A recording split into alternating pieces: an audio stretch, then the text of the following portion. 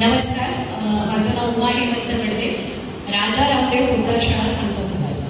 आता सुका कचरा हा विषय आम्हाला आलेला आहे. त्या संदर्भात एक आमच्या शाळेत घेतलेली खूप सुंदर ॲक्टिव्हिटी आहे की जरा त्याचं मला तुम्हाला स्पष्टीकरण द्यायचं आहे.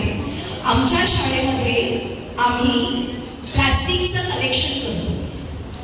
दर बुधवारी आमच्याकडे विद्यार्थी घरून जे काही प्लास्टिक गोळा होतो ते घेऊन येतात आणि बुधवारी एक रोटरी क्लबतर्फे एक व्हॅन येते आणि त्या व्हॅनमध्ये हा सगळा प्लास्टिकचा कचरा आम्ही देतो.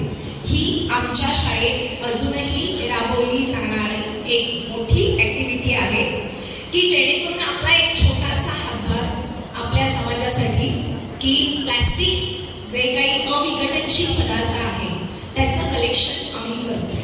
ही एक ॲक्टिव्हिटी मला तुम्हाला सांगायची होती. दुसरी महत्त्वाची, कचरा, सुका कचरा व्यवस्थापन.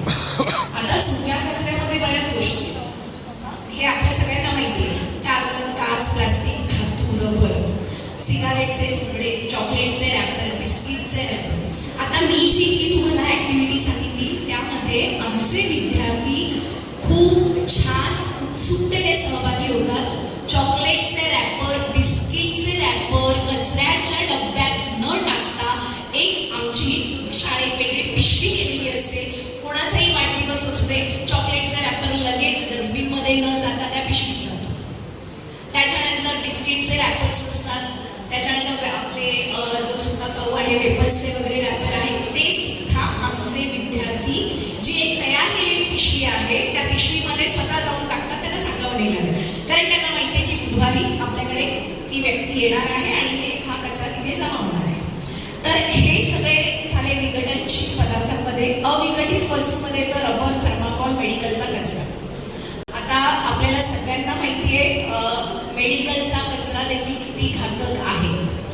इवन जे लॅब असिस्टंट असतात त्यांनाही माहिती आहे जे काही आपले काय म्हणतात एक्सपायर झालेले जे काही रसायनं आहेत ते आपण असंच नाही टाकू शकत. त्याच्यावर क्रिया करून टाकाव्या लागतात, बरोबर की नाही? तसंच मेडिकलच्या कचऱ्याच्या संदर्भात देखील एक वेगळी योजना शासनाने केली आहे. शक्यतो त्या बाबतीत नो डाऊट सगळे हॉस्पिटलवाले सजग आहेत, त्याप्रमाणे त्याची विल्हेवाट केली जाते. पण एक सुजाण नागरिक म्हणून आपणही सुक्या कचऱ्याचं व्यवस्थापन योग्य पद्धतीने व्हावं. थर्माकोलचा वापर आपण जो करतोय तो शक्यतो आपण टाळावा. हे सांगायची गरज नाही आहे, आपण ते सगळं करतोय, पण अजूनही चांगल्या पद्धतीने या गोष्टीचा वापर व्हावा असं वाटतंय. एवढ्या मोठ्या मंचावर एक गोष्टही मला सांगायची खूप मोठी इच्छा आहे किंवा सांगावं असं वाटतंय.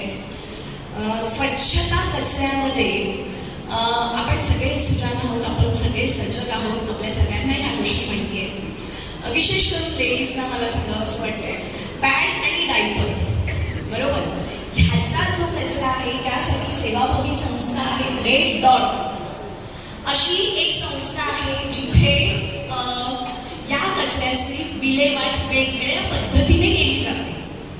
अनेक संस्था, अनेक सोसायटीज अशा आहेत की त्या रेड डॉटची कनेक्ट झालेल्या आहेत. त्या सोसायटीचा तसा कचरा वेगळ्या पद्धतीने त्याची विल्हेवाट लावली जाते. त्याचं तुम्ही गुगलवर गेलात तर नक्कीच त्याची लिंक तुम्हाला मिळेल.